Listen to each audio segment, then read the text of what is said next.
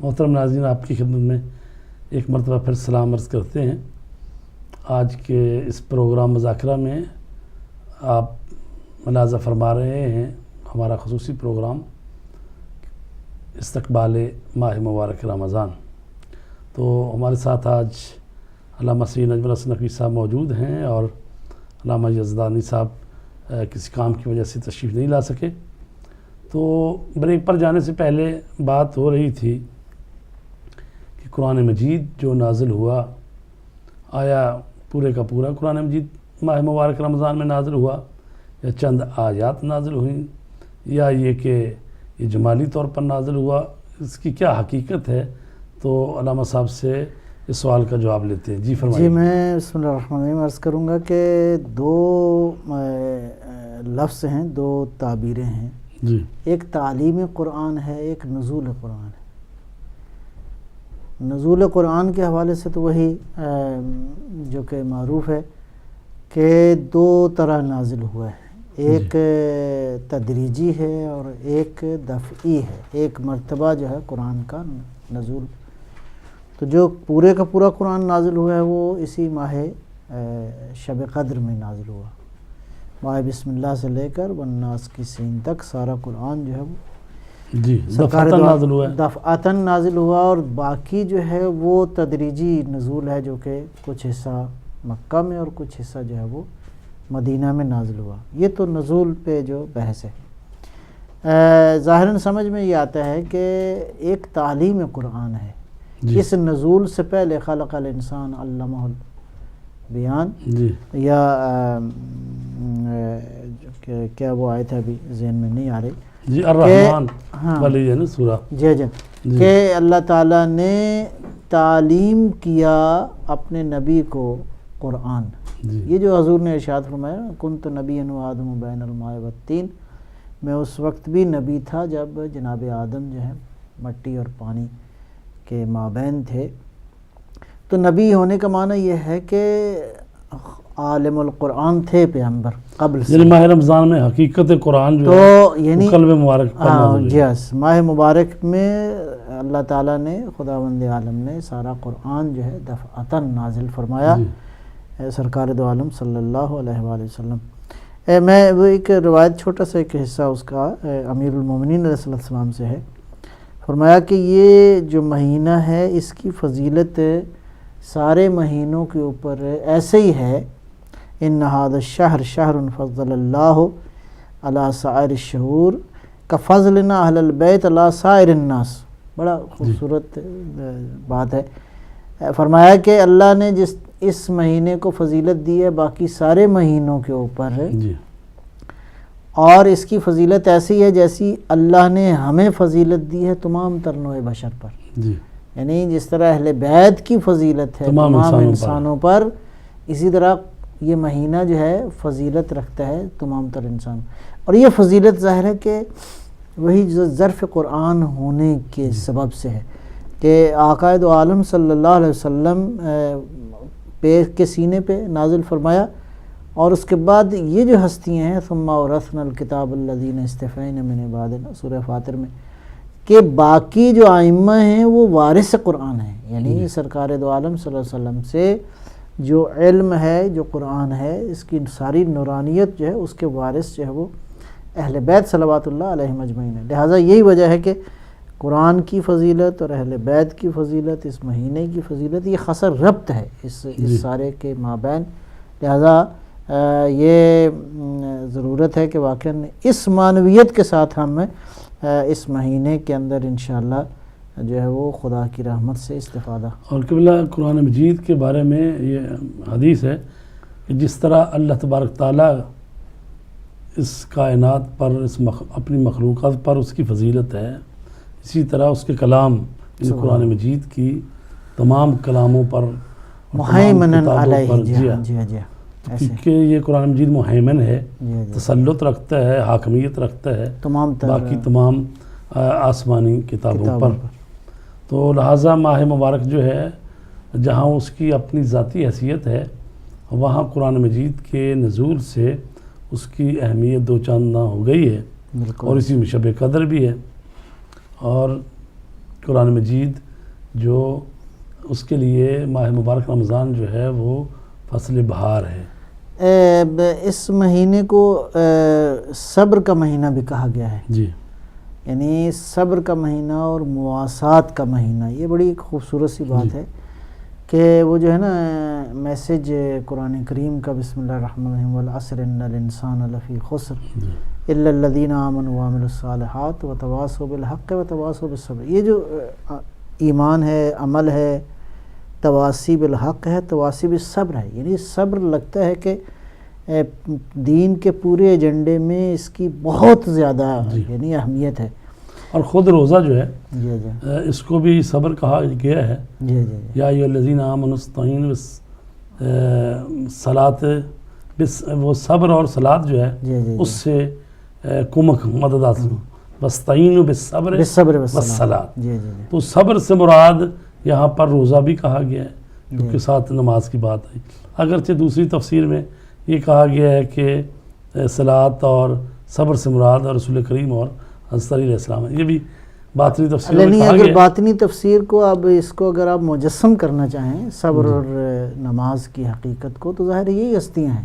جی یعنی صبر کی اگر آپ عملی شکل کو دیکھنا چاہیں کہ انسان خدا کی راہ میں کتنا صبر کر سکتا ہے، تو ظاہر ہے کہ اس صبر، اس تھیوریٹیکل صبر کی اگر آپ پریکٹیکل شیپ کو دیکھنا چاہیں گے جی تو مولا حسین کا صبر ہے، امیر المومنین کا صبر ہے، رسول اللہ صلی اللہ علیہ وسلم کا صبر ہے، انہی ہستیوں سے. اور نماز کی، اور نماز بے الفاظ دیگر اللہ کی بندگی اور عبودیت کی جو اصل حقیقی تصویر ہے وہ بھی یہی ہیں. یعنی اگر قرآن کے اس صبر کے میسج کو دیکھنا چاہیں، قرآن کریم کی نماز کے میسج کو اگر دیکھنا چاہیں تو وَاسْتَعِینُوا بِالصَّبْرِ وَالصَّلَاةِ، یعنی اصل اس رول ماڈل کو فالو کرو. اور وہ رول ماڈل یہی ہستی ہیں. لہٰذا اس اعتبار سے یقیناً سمجھ میں یہی آتا ہے کہ انسان لاس میں ہے، انسان خسارے میں ہے، گھاٹے میں ہے اگر یہ ایک صبر والا، ظاہر ہے کہ یہ ساری چیزیں اکٹھی ہیں، ایمان بھی ہے، عمل بھی ہے، تواصی بالحق ہے، تواصی یہ چاروں چیزیں. ان چاروں میں یہ جو چوتھا ستون ہے صبر والا، یعنی گویا اسلام کا جو وہ بنیادی جو پیکج ہے، جو سعادت کا پیکج ہے، اس میں صبر ایک ستون کے طور پہ ہے. یعنی واقعاً ایک بہت بڑا ستون ہے. یعنی پچھلی تین چیزیں جو ہیں جی جی جی وہ تبھی عمل کی شکل اختیار کریں گی اگر وہ صبر کا مادہ ہو، مقاومت، وہ استقامت ہو، تو ایمان پر بھی قائم رہے گا اور عمل صالح بھی کرے گا، دوسروں کو بھی حق بات کی وصیت کرے گا. تبھی اگر یہ اس میں مقاومت اور صبر اور استقامت اور یہ چیز ہو تو باقی بھی چیزیں. اب اس کو اگر ہم اس مہینے میں اگر کرنا چاہیں کہ یہ مہینہ صبر کا مہینہ ہے جی، تو یعنی صبر کو اگر آپ وسیع تناظر میں دیکھیں گے تو ایک یہ ہے گناہ نہ کرنے پہ صبر ہے جی، اللہ کی اطاعت کرنے میں صبر ہے، اور اسی طرح انسانوں کی طرف سے آنے والی تہمتیں، طعنے اور تشنیع پہ انسان صبر کرتا ہے. گویا بے الفاظ دیگر یہ ساری چیزیں انسان کی اس روح کو قوت عطا کرتی ہیں کہ اس صبر کے ساتھ جب خدا کی اطاعت میں انسان صبر کرتا ہے. اور اس سے بڑی مثال کیا ہو سکتی ہے کہ مطلب اہل بیت علیہم السلام میں واقعا ہر ایک شخصیت، لیکن واقعہ کربلا میں صبر بہت کھل کے انسان اس کو سمجھ سکتا ہے. میں عرض کروں گا اس معاملے میں کربلا میں ہر کردار ظاہر ہے کہ اپنی ذات میں ایک مکمل دین کی جو ہے وہ میسج دیتا ہے، لیکن صبر کے حوالے سے جو ہمیں تصویر نظر آتی ہے حضرت سکینہ بنت الحسین کی، یعنی کس قدر کم سنی تھی اور کس قدر استقامت کیا ہے بی بی نے، یعنی دین کی راہ میں ایک لفظ شکوہ نہیں کیا اور ہر مصیبت. کال لے لیں. جی بسم اللہ. جی السلام علیکم. جی وعلیکم السلام. میں سید صابر حسین منڈی بہاولپور سے آپ دونوں علماء کو سلام پیش کرتا ہوں. جی السلام. مولانا میرا ایک سوال ہے کہ ساری دنیا میں ہر مسجد میں ایک مؤذن اذان دیتا ہے، مسجد بنی امیہ میں ایک اسپیکر پہ 7 عالم کیوں اذان دیتے ہیں؟ آپ اس پہ ذرا روشنی ڈالیں. جی ٹھیک ہے، شکریہ. جی جی کیوں نہ بات جاری رکھیں. جی میں بھی عرض کر رہا تھا کہ اتنا بڑا کردار ہے، یعنی ایک تقریباً 5 سال کی بچی نے خدا کی راہ میں قربانی اور اس کے بعد استقامت اور اس کے بعد صبر، اور کسی مورخ نے نہیں لکھا کہ اس بچی نے تمام تر مصیبتوں اور ابتلاعات میں شکوہ کیا ہو، بارگاہ خدا میں کیا ہو. حتیٰ یعنی 2 امام اس قافلے میں تھے، سیدہ زینب جیسی ہستی موجود تھی. اور یہ واقعاً ہمارے لیے صبر ہے کہ ہم کس طرح واقعاً دین کے لیے بعض اوقات ہم چھوٹی چھوٹی باتیں بھی برداشت نہیں کرتے، چھوٹی چھوٹی چیزیں جو ہیں وہ. تو یہ مہینہ جو ہے واقعاً اگر رول ماڈل لینا چاہیں تو اس مہینے کو صبر کا مہینہ. قبلہ اس میں جو روزے کا فلسفہ بیان کیا گیا ہے اس میں ارشاد فرمایا گیا لعلکم تتقون. تو بعض میں ترجمہ کیا جاتا ہے کہ شاید تم پرہیزگار بن جاؤ، اور کبھی کیا جاتا ہے تاکہ تم پرہیزگار بن جاؤ. ایک تو یہ اگر فرق بتا سکیں کہ بھی شاید کیوں کہا جاتا ہے، تو شاید میں تو شک و شبہ کی بات ہے، اور تاکہ تم پرہیزگار بن جاؤ اس میں علت کی بات آ جائے گی. یہ اس لیے تم سے یہ کروایا جا رہا ہے تاکہ اس کا نتیجہ یہ ہو کہ تم متقی ہو جاؤ. تو ان دونوں میں کیا فرق ہے، اور پھر خود تقویٰ کی حقیقت کیا ہے؟ تو یہ 3 سوال ہو گئے. بڑے خوبصورت نقطے کی طرف آپ نے اشارہ فرمایا ہے. میں اپنی بساط کا مطابق عرض کروں گا. پہلے تو میں عرض کروں گا تقویٰ خود کیا ہے. جی تقویٰ عربی کے اگر اس لفظ کے روٹ ورڈ کو دیکھا جائے، مصدر کو دیکھا جائے، تو وہ وقایہ سے ہے. وقایتن، وقایہ ہے شیلڈ کا معنی میں، ڈھال کے معنی میں، حفاظت کے معنی میں. حتیٰ جو تقیہ ہے وہ بھی اس کا روٹ ورڈ بھی یہی ہے. جی یعنی حفاظت، ڈھال، اپنے آپ کو بچانا. اچھا، اب ظاہر ہے کہ اگر تقویٰ اس معنی میں ہو تو اس وسیع مفہوم کے اندر تو گویا انسان اپنی روح کو، اپنے آپ کو بچائے ہر اس چیز سے جس سے اس کی روح نجس ہوتی ہے، جی جس سے اس کے افکار پہ کو فرق پڑتا ہے، جس سے وہ خدا کی اطاعت کے دائرے سے نکل جاتا ہے. یعنی ہر وہ چیز جو کہ انسان کو اللہ کی معصیت کی طرف لے جائے، اس کے مقابلے میں ایسا عمل کرے کہ وہ ڈھال بن جائے اور انسان خدا کی اطاعت ہی کے دائرے میں رہے، باہر نہ نکلے. یہ تقریباً ایک مفہوم جو ہے وہ ایک حفاظتی کیا کہتے ہیں، اپنے گردا گرد حصار انسان کھینچے، اور وہ حفاظتی حصار جو ہے وہ اللہ کی اطاعت. اور اسی طرح خصوصاً ماہ مبارک کا جو روزہ ہے، مہینہ ہے، یہ وہ حصار انسان کے گردا گرد بنانے میں انسان کو طاقت دیتا ہے، تاکہ انسان اس مہینے کی وجہ سے وہ دوسرا راستہ اختیار نہ کرے جو شیطان اور خدا کی اطاعت سے دوری کا ہے. اچھا، یہ تو ایک تقریباً مفہوم ہو گیا. اب لعلہ اور کو اگر تاکہ یا شاید والی، یہ لعلہ بہت ساری جگہوں پہ قرآن کریم نے یہ تعبیر استعمال فرمائی ہے. تو لعلہ کو اگر دیکھیں تو اگر شاید والی بات ہو تو یہ ایک میسج ہے. کیا میسج ہے؟ میسج یہ ہے کہ یہ نہ ہو کہ انسان اپنے عمل کو اتنا کامل سمجھ لے کہ اب اس کو یقین ہو جائے کہ بس میرا عمل قبول ہو گیا ہے خدا کی بارگاہ میں، بس ٹھیک ہے. یعنی اس کو اگر نہیں، مومن کی یہ صفت نہیں ہے کہ وہ بالکل یقین کے ساتھ کہ یہ وہ معصوم ہستیاں ہیں جن کو اس سطح کا یقین حاصل ہوتا ہے. یعنی یہ لعلہ جو ہے اس صورت میں تناظر جو ہے اس کا یہ بندے کی طرف ہے. بندے کی طرف اللہ کو تو یقینی عمل ہے کہ یہ بندہ کیا ہے اور کیا کرے گا اور اس کی کیا حیثیت ہے. یہ بندے کے لیے کہ اگر تم یہ کرو گے شاید تم یہ عمل کر کے اس کو بچا سکو، آگے چل سکو اور پورا کر سکو تو متقی بن جاؤ. جی اس سے جو ایک بات سمجھ میں آتی ہے، گویا اپنے عمل پہ ناز نہ کرنا جی کہ تم نے کوئی بہت بڑا مارکا مارا ہے. جی یعنی تم نے اگر کوئی نیک کام کیا ہے تو اس پہ یہ یقین نہ کر لینا کہ بس اب ہم نے مطلب مارکا مار لیا ہے. نہیں، پھر بھی خوف اور رجا کے مابین رہو. اپنے عمل کو اس کی اطاعت کے حوالے سے یہ تصور کرو کہ پروردگار تو نے حکم دیا تھا، میں نے اپنی بساط کے مطابق عمل انجام دیا ہے۔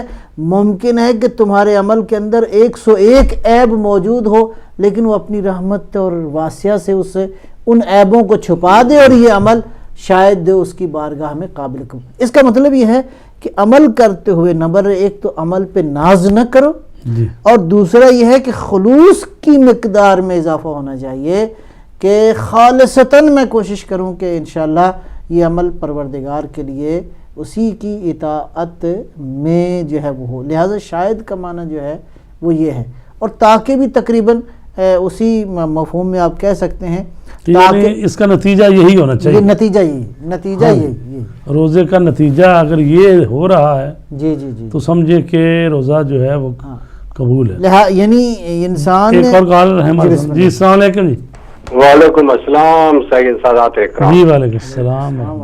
ہاں مزاج شریف کیسے ہیں؟ جی اللہ کا شکر، آپ سنائیں ٹھیک ہے؟ شاہ صاحب میرا سوال آپ سے یہ ہے کہ چونکہ یہ رمضان کے بارے میں پروگرام چل رہا ہے کہ اللہ تعالیٰ فرماتا ہے قرآن پاک میں کہ جو لوگ بیمار ہیں یا اتنے بوڑھے ہو چکے ہیں ان کے لیے روزہ معاف ہے۔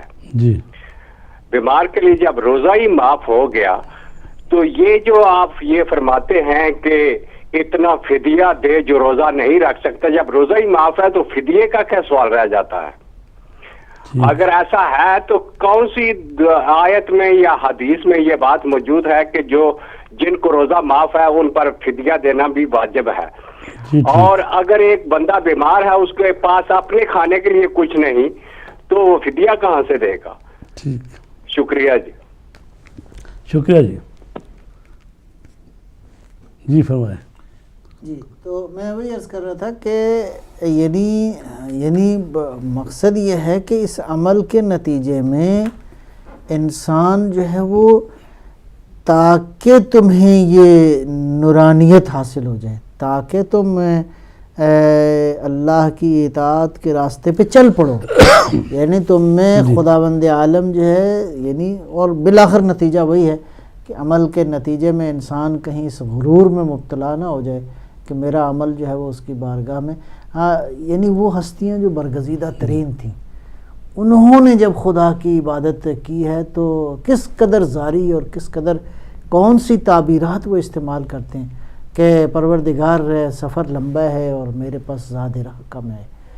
یعنی امیر المومنین علیہ السلام کی تعبیرات کو دیکھیں، یعنی بندگی کا اصل معراج یہ ہے کہ انسان اپنے نیک عمل کو بھی اپنی طرف نسبت نہ دے، اللہ کی طرف۔ جی کہ اسی کی توفیق سے یہ میں کام کر رہا ہوں۔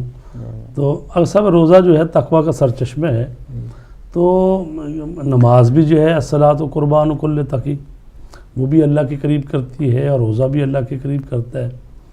تو ان دونوں میں جو فرق ہے کہ آیا جو روزے کے لیے تو یہ بھی کہا گیا کہ میں ہی اس کی جزا ہوں، تو ظاہر ہے کہ نماز جو ہے وہ بھی دین کا ستون ہے اور اس کی مرکزی حیثیت ہے۔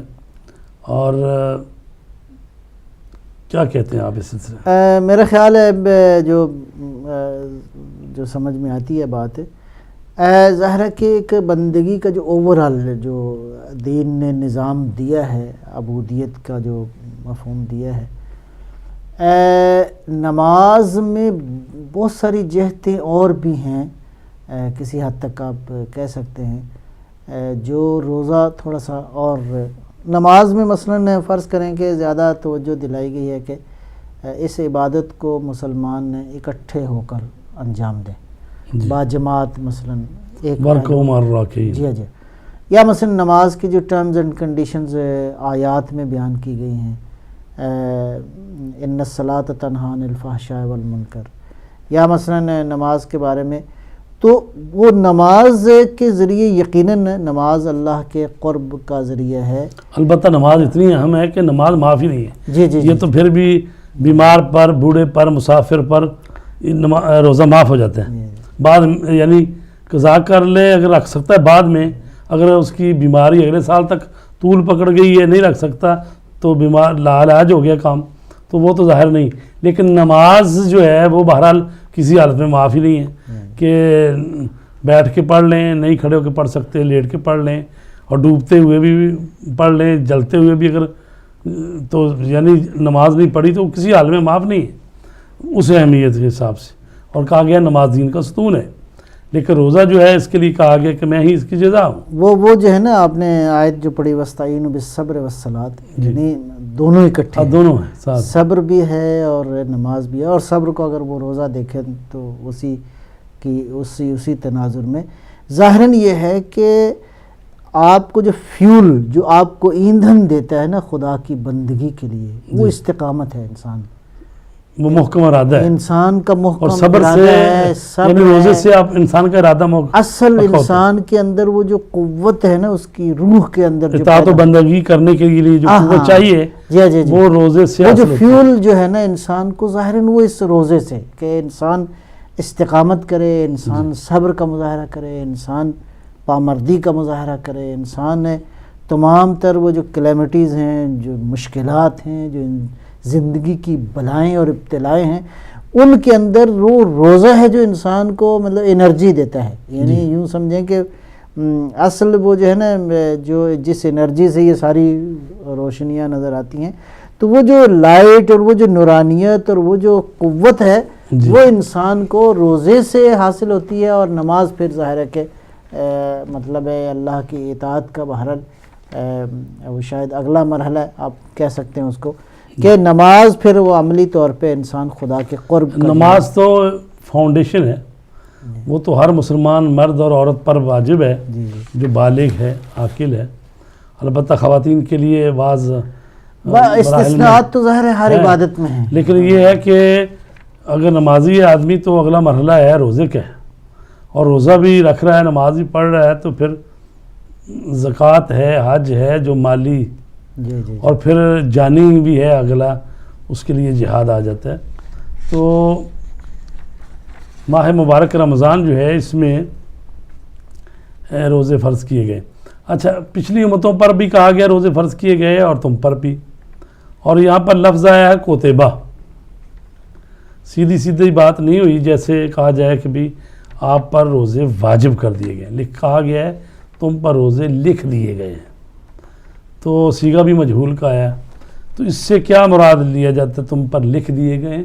جیسے کہ تم سے پہلے والے لوگوں پر لکھ دیے گئے تھے۔ ظاہر اس سے مراد وہی وجوب ہی ہے، کوتبہ جو ہے یعنی گویا اس میں زیادہ زور ہے کہ ایسا نہیں کہ گنجائش ہو کہ شاید والی بات ہے منسوخ ہو جائے حکم، یا نہیں ایسا نہیں، بلکہ یہ پکا حکم ہے جیسے قراردادیں باندھی جاتی ہیں تو لکھ دیا جاتا ہے، یعنی بالکل یہ طے شدہ معاہدہ ہے ہمارے ساتھ جو اللہ نے فطرتی ایک معاہدہ جو ہوا ہے تو لکھ دیا گیا ہے، یعنی فرض ہے، یعنی واجب ہے، یعنی شاید بعض علماء نے تو غالباً یہ بھی کہا ہے کہ اس سے بھی بالاتر ایک تاکیدی جملہ ہے، یہ تاکیدی حکم ہے کہ یعنی تم پہ کوئی چھٹکارا نہیں ہے، کہ اس یہی وجہ ہے کہ اس بہرحال، اور یہ حوصلہ دینے کے لیے کہا گیا ہے، ایسا نہ سمجھو کہ تمہارا ہی امتحان ہو رہا ہے، بلکہ تم سے پہلی جو امتیں قومیں اور وہ جو ادیان گزرے ہیں اس میں بھی فرض جی ہمارا